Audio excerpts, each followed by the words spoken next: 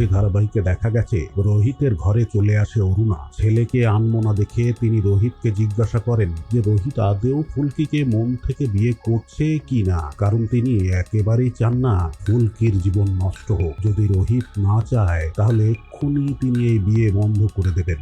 মায়ের সমস্ত কথা শুনে রোহিত অরুণাকে জানায় যে সে সত্যিই এবার ফুলকিকে মন থেকে বিয়ে করছে। ফুলকি তার জন্য যা যা করেছে তারপর ফুলকির প্রতি সে সারা জীবন কৃতজ্ঞ থাকবে। ছেলের কথা শুনে স্বস্তির নিঃশ্বাস ত্যাগ করেন অরুণা। এরপরই তিনি রোহিতকে নিয়ে চলে যান নিচে।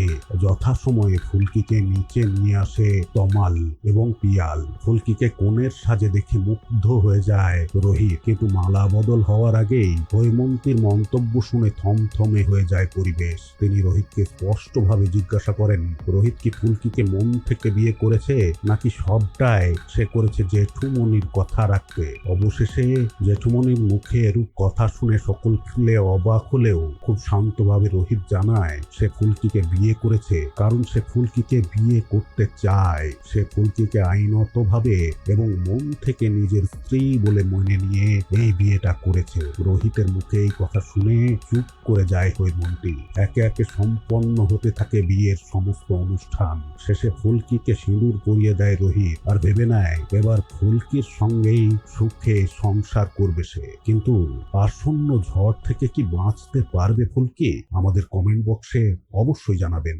বিয়ের পরে কি ঘটবে, তাদের বিচ্ছেদ, সবটাই বলবে আসন্ন পর্বগুলি। দেখতে থাকুন ফুলকি এবং পরবর্তী আপডেট পেতে আমাদের চ্যানেলটিকে অবশ্যই সাবস্ক্রাইব করুন। ধন্যবাদ।